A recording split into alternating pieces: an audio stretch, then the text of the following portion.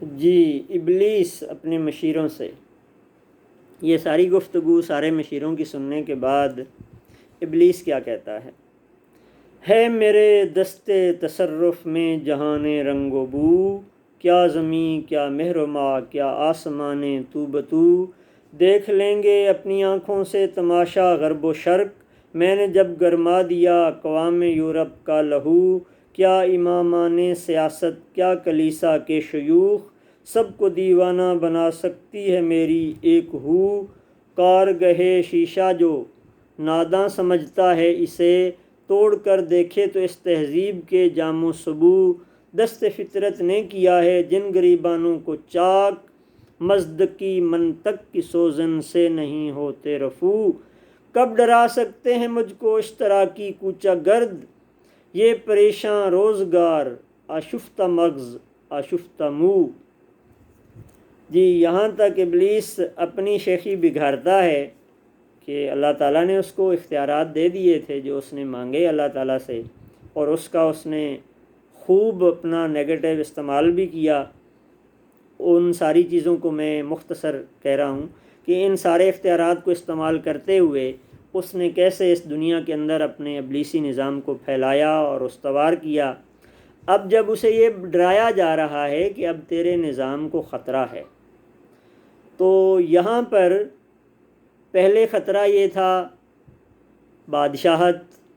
یعنی پہلا اس نے جو استوار کیا بادشاہت استوار کی، جمہوریت استوار کی۔ اب ان نظاموں کو خطرہ محسوس ہو رہا تھا اشتراکیت سے، یعنی سوشلزم سے۔ تو یہاں پہ ابلیس کہتا ہے کہ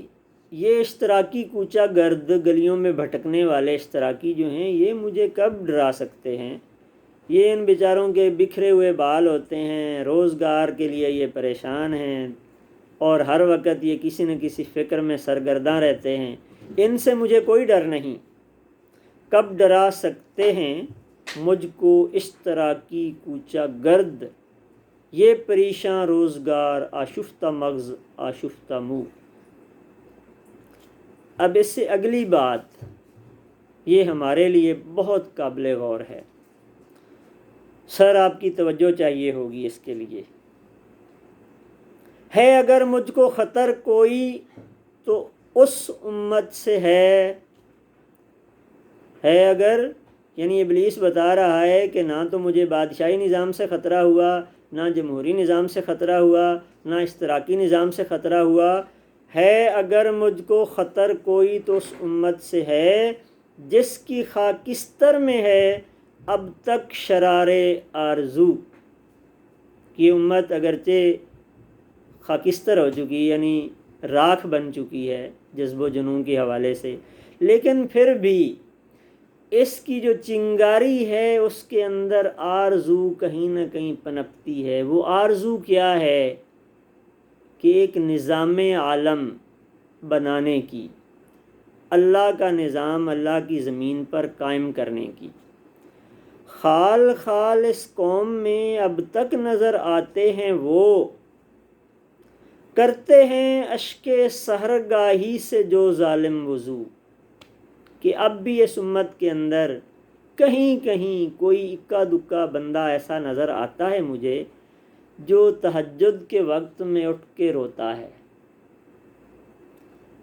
کرتے ہیں اشک سحرگاہی سے جو ظالم وضو، یعنی اس وقت وہ رونا ان کا 2 نفل پڑھ کے اپنی روٹی روزی کے لیے نہیں ہے، وہ اس امت کی فکر میں ان کے دل پگھلتے ہیں، وہ روتے ہیں، وہ چاہتے ہیں کہ کچھ ہو جائے۔ تو ابلیس کو ان سے ڈر لگتا ہے، جانتا ہے، یعنی اپنے مشیر سے کہتا ہے، جانتا ہے جس پہ روشن باطن ایام ہے، مزدقیت فتنہ فردہ نہیں اسلام ہے۔ وہ کہتا ہے تم مجھے ڈرا رہے ہو نا مزدقیت سے، اشتراکیت سے، سوشلزم سے، جو آنے والا کل ہے، میرے نظام کو جو اصل ڈر ہے وہ مزدقیت سے نہیں ہے، وہ اسلام سے ہے۔ اور اللہ کرے اہل اسلام کو بھی یہ ادراک نصیب ہو کہ اصل میں ابلیسی نظام کو چیلنج کرنے والے ہم ہی ہیں۔ جانتا ہوں میں یہ امت حامل قرآن نہیں، یعنی ابلیس یہ بات بیان کرتا ہے، جانتا ہوں میں یہ امت حامل قرآن نہیں، ہے وہی سرمایہ داری بندہ مومن کا دین، جانتا ہوں میں کہ مشرق کی اندھیری رات میں بے ید بیضا ہے پیران حرم کی آستین، کہ مجھے پتہ ہے کہ یہ امت قرآن چھوڑ چکی ہے، قرآن کو دامن میں جو انہوں نے کبھی سمیٹا ہوا تھا یا اس کو پکڑا ہوا تھا، وَاعْتَصِمُوا بِحَبْلِ اللَّهِ جَمِيعًا وَلَا تَفَرَّقُوا، اللہ کی رسی اسلام اور قرآن ہے۔ تو اب اگرچہ یہ نام تو لیتے ہیں اسلام کا اور قرآن کا، لیکن حقیقتاً ان کا دین جو ہے وہ سرمایہ داری ہے، کیونکہ مسلمان جو تھے اور ہیں یہ اشتراکیت کی طرف نہیں گئے تھے، یہ کیپٹلزم کی طرف چلے گئے تھے۔ تو دین بیسیکلی ایک زندگی گزارنے کا طریقہ ہوتا ہے، یعنی آپ کا پورا نظام جو چل رہا ہے وہ دین ہوتا ہے۔ تو وہ یہاں کہہ رہا ہے کہ ان کا دین تو وہی کیپٹلزم ہے، تو یہ بھی مجھے پتہ ہے کہ یہ قرآن کے حامل بھی اب نہیں رہے، اور یہ بھی جانتا ہوں میں کہ مشرق کی اندھیری رات میں بے ید بیضا ہے پیران حرم کی آستین، کہ جو حرم کے رکھوالے ہیں، جو حرم یعنی مسلمانوں کے کعبہ کے لیڈرز ہیں، یہ کسی ایک سیاسی بندے کی بات نہیں ہو رہی، اوورال مسلم امہ کی بات ہے، کہ ان کا جو ید بیضا ہے وہ اب روشنی والا نہیں ہے، وہ ہاتھ تو رکھتے ہیں لیکن وہ موسیٰ کلیم اللہ جیسا معجزے والا ہاتھ ان کا نہیں ہے۔ عصر حاضر کے تقاضاؤں سے ہیں لیکن یہ خوف، عصر حاضر کے تقاضاؤں سے ہے لیکن یہ خوف، ہو نہ جائے آشکارا شرع پیغمبر کہیں۔ وہ کہتا ہے کہ جو موجودہ حالات مجھے نظر آتے ہیں اس میں ایسی چنگاریاں، ایسے شرر جو میں دیکھتا رہتا ہوں، اس سے مجھے یہ ڈر لگا ہوا ہے کہ کہیں ان پر یعنی امت مسلمہ پر رسول کریم صلی اللہ علیہ وآلہ وسلم کی شریعت آشکارا نہ ہو جائے، یعنی وہ نظام حیات، وہ زندگی کا قانون اور فلسفہ جو آپ صلی اللہ علیہ وسلم نے ان کو دیا تھا، یہ کہیں اس کی طرف نہ لوٹ آئیں۔ الحذر آئین پیغمبر سے 100 بار الحذر، حافظ ناموس سے زن، مرد آزما مرد آفریں۔ کیا بات ہے! وہ کہتے ہیں کہ آئین پیغمبر سے مجھے ڈر لگتا ہے، ایک دفعہ نہیں 100 دفعہ، اس سے میں بچتا ہوں کہ کہیں یہ اس زمین پر نافذ نہ ہو جائے، اور اگر یہ نافذ ہو گیا تو پھر میرے یعنی ابلیسی نظام کو کوئی بچا نہیں سکے گا۔ اور آگے 3 باتیں جو کی انہوں نے کہ یہ جو لوگ ہیں یہ کون ہیں؟ حافظ ناموس زن، عورت کی عزت کی حفاظت کرنے والے،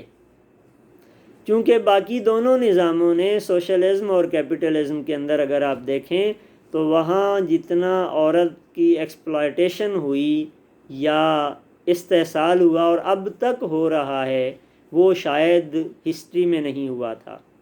وہاں پہ جو حقوق کے دعوے دار ہیں، عورت کو عورت سمجھ کے حق نہیں دیا گیا، وہاں عورت نے اپنی نسوانیت کو سٹیک پہ لگایا ہے، قربان کیا ہے، اور مرد بن کر مردوں کے ساتھ کھڑے ہو کے پھر اسے حق ملا ہے۔ یہاں تو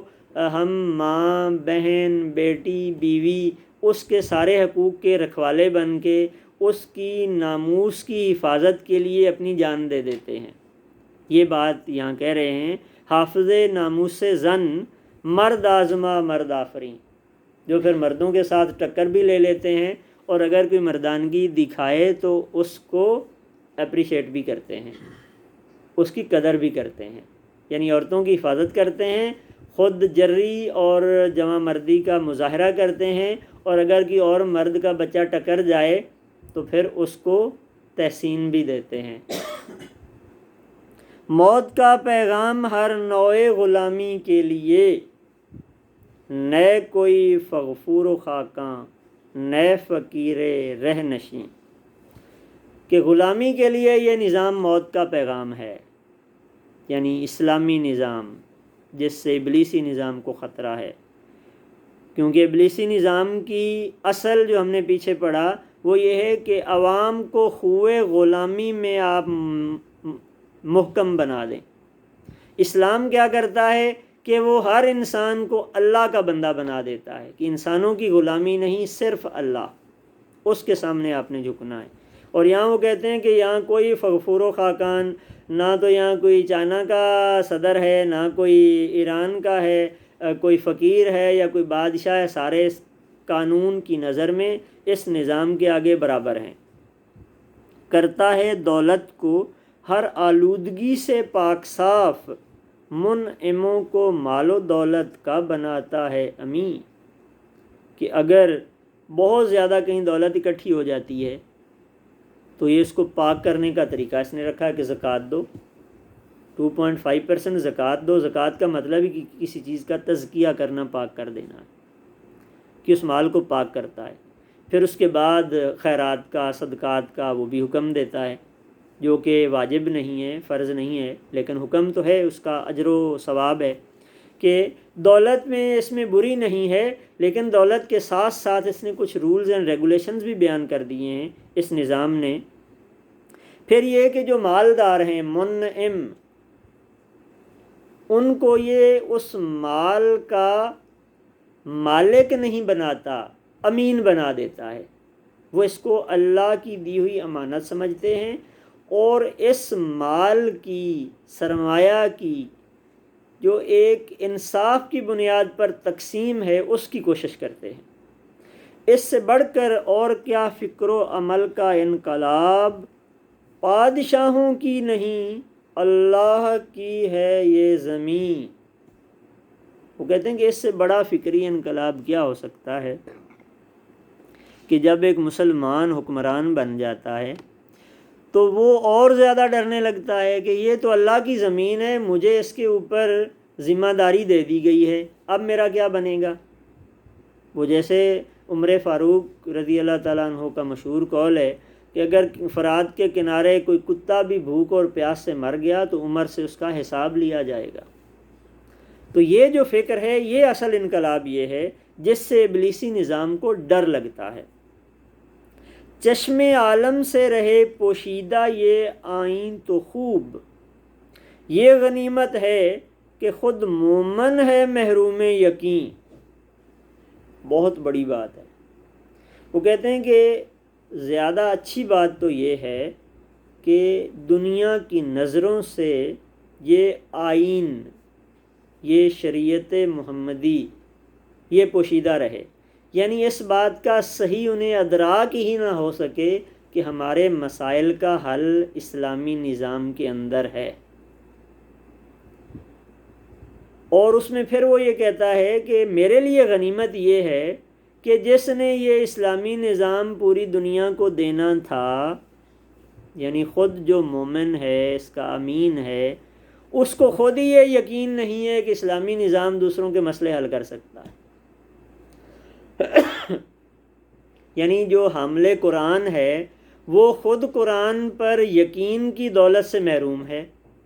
جو مسلمان ہے وہ خود اپنے اسلامی نظام پر یقین کی دولت سے محروم ہے۔ وہ سمجھتا ہے کہ میری کامیابی کیپٹلزم کے اندر ہے، سوشلزم کے اندر ہے۔ انفارچونیٹلی کبھی ہم چائنا کا دوست بننا چاہتے ہیں، کبھی ہم امریکہ کے دوست بننا چاہتے ہیں، اور کبھی ہم خوشیاں مناتے ہیں جی رشیا نے ہمیں بلا لیا ہے۔ میرے نزدیک ان میں سے کوئی بھی بات مستحسن نہیں ہے۔ ہونا تو یہ چاہیے تھا کہ اس وقت کوئی 2 ارب سے زیادہ جو مسلمان ہیں، کوئی 56 کنٹریز ہیں، ایک اللہ، ایک رسول، ایک کعبہ، ایک کتاب کو ماننے والے، ان کا یہ سٹانس ہوتا اور ان کی یہ ورتھ ہوتی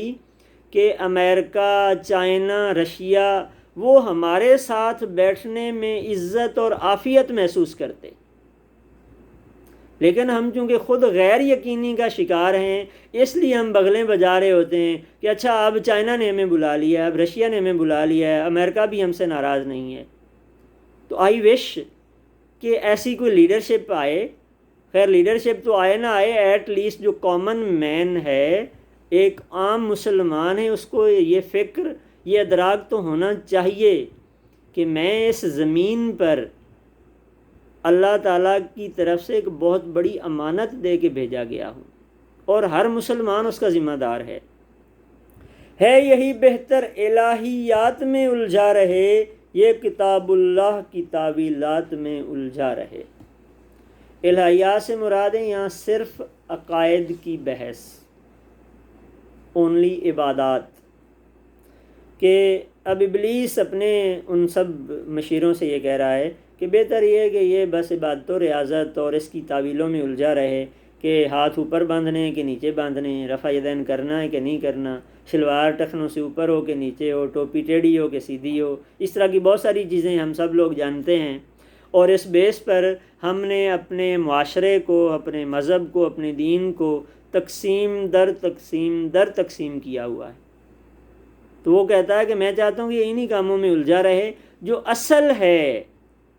نظام الہی کا قیام، نظام عالم کے لیے، اس کی طرف یہ نہ آئے۔